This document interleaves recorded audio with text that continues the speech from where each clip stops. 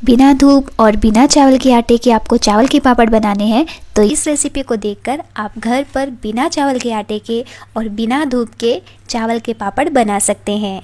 ये देखिए, मैं इसे आपको फ्राई करके दिखाती हूँ। आप देख सकते हैं कितने अच्छे से ये पापड़ फूला है। इसमें ना तो हमने बेकिंग सोडा मिलाया है और ना ही पापड़ खार। तो बिल्कुल परफेक्ट बिना फटे चावल के पापड़ बनाने के लिए इस वीडियो को पूरी देखिएगा और इसे बिल्कुल भी स्किप मत कीजिएगा। बहुत सारे टिप्स मैं आपके साथ वीडियो में शेयर करती हूँ और जो भी प्रॉब्लम्स आती हैं हमें चावल के पापड़ बनाने में, वो भी मैं आपके साथ में शेयर करूँगी। तो चलिए शुरू करते हैं।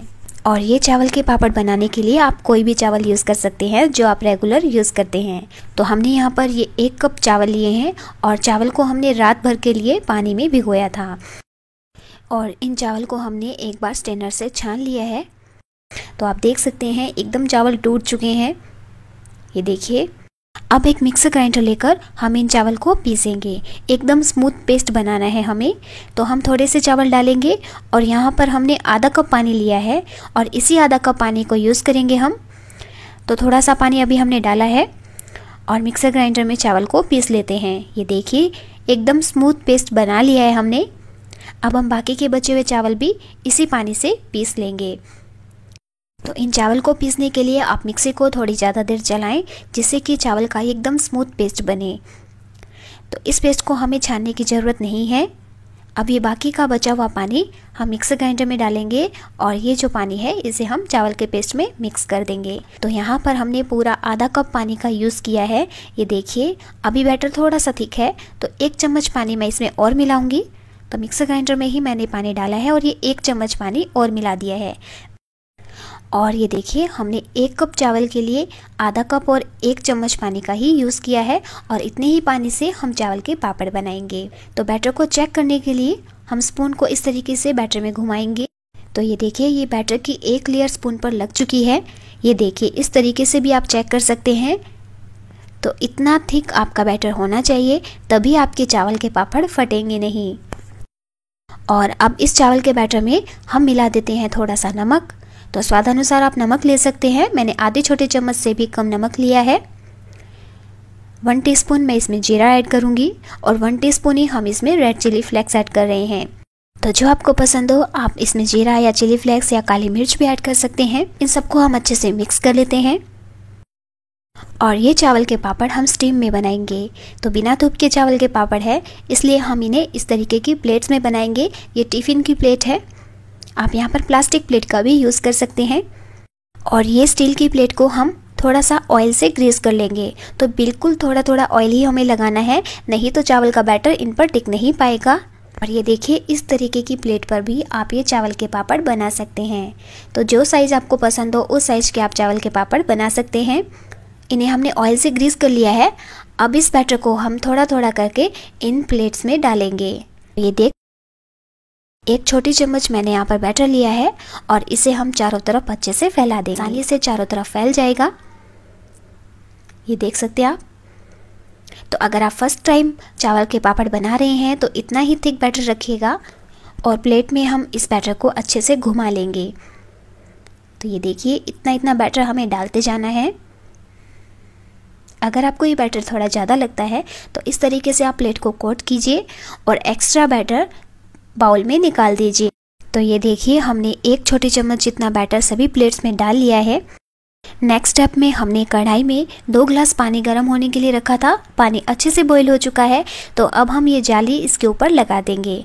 तो ये स्टीमर के साथ की जाली है। अगर आपके पास ये नहीं है तो जो हम दूध के ऊपर नेट कवर लगाते हैं उसका भी यूज़ कर सकते हैं। कढ़ाई को हम कवर कर देते हैं और जैसे ही स्टीम बनने लगेगी हम कढ़ाई का कवर हटाएंगे। और जो प्लेट्स हमने तैयार करके रखी है, तो जितनी प्लेट्स एक बार में आए आप उतनी प्लेट्स रख सकते हैं। कढ़ाई को हम फिर से कवर कर देते हैं और 30 से 40 सेकंड के लिए हाई फ्लेम पर हम इन्हें स्टीम होने देंगे। को हाई रखकर हम इन पापड़ को 30 से 40 सेकंड के लिए स्टीम कर लेते हैं। जब ये पापड़ बन जाते हैं तो ये हल्के ट्रांसपेरेंट हो जाते हैं। तो हमने यहाँ पर थिक लेयर लगाई है, तो हम 40 सेकंड के बाद ही इन्हें देखेंगे। पापड़ के अच्छे से स्टीम होने पर इनमें हल्की शाइन भी आ जाएगी।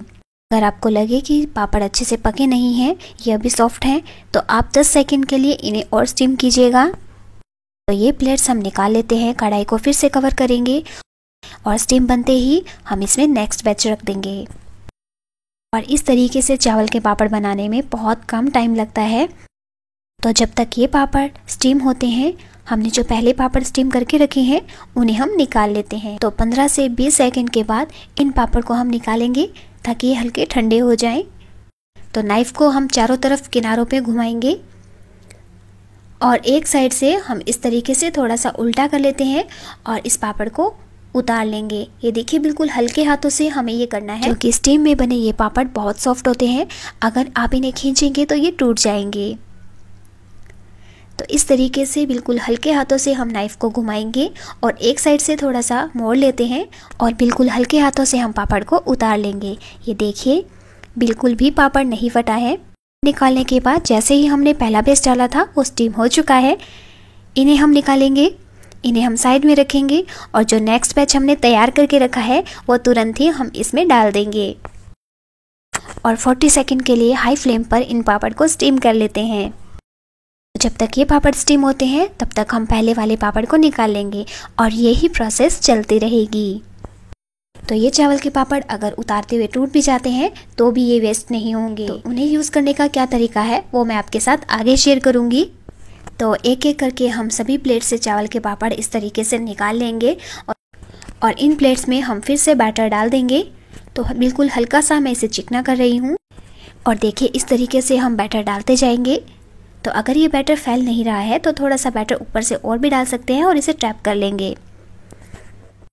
और दूसरा बैच डालने के बाद मैं आपको दिखाती हूँ, जो हमने बड़ी प्लेट ली है उसमें से भी हम आसानी से पापड़ निकाल सकते हैं। ये देखिए ये मैंने लिया है टिन का ढक्कन और ये है बड़ी प्लेट।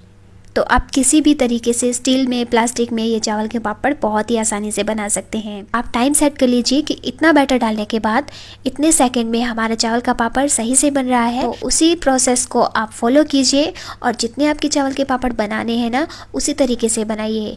तो अगर आप 2 चम्मच बैटर डाल रहे हैं तो उसे ज़्यादा टाइम लगेगा, तो उसी प्रोसेस को आप फॉलो कीजिएगा।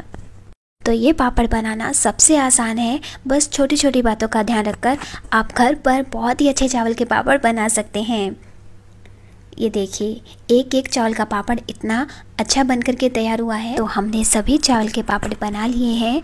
मैंने इन्हें एक प्लेट में इकट्ठा कर लिया था और अब एक एक करके हम इन्हें सुखा देंगे। तो पंखे की हवा के नीचे हम 1 या 2 दिन इन्हें सुखाएंगे। 1 दिन की हवा में ये बहुत अच्छे से सूख जाते हैं। इस तरीके से हम पापड़ को फैला देंगे। ये बिल्कुल भी नहीं चिपकते हैं और बिल्कुल नहीं फटते हैं। तो इन चावल के पापड़ को धूप लगाने की ज़रूरत नहीं है क्योंकि हमने इन्हें स्टीम में पका लिया है। 1 से 2 दिन की फ़ैन की हवा में ये अच्छे से सूख जाते हैं।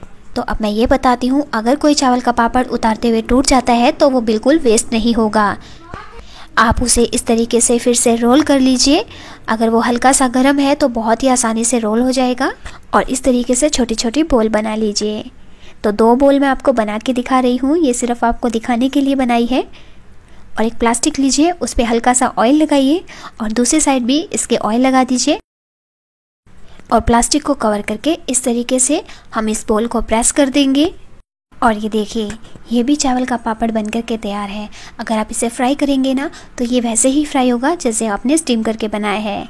तो ये देखिए बिल्कुल भी वेस्ट नहीं होता है ये चावल का पापड़। तो 24 घंटे फ़ैन के नीचे सुखाने के बाद ये देख सकते हैं ये पापड़ बहुत ही अच्छे से ड्राई हो चुके हैं और करके तैयार हुए हैं, वो भी फ़ैन की हवा में। तो बिना धूप में सुखाए, बिना फटे स्टीम में चावल के पापड़ बनाने का ये तरीका आपको कैसा लगा मुझे कमेंट करके ज़रूर बताइएगा। तो ये थी हमारी चावल के पापड़ बनाने की रेसिपी। आपको ये पसंद आती है तो वीडियो को लाइक कर दीजिए, शेयर कर दीजिए और मेरे YouTube चैनल को सब्सक्राइब कीजिएगा। ऐसे ही और रेसिपीज़ को देखने के लिए जो बेल बटन है उसे प्रेस करना मत भूलिएगा। Thanks for watching.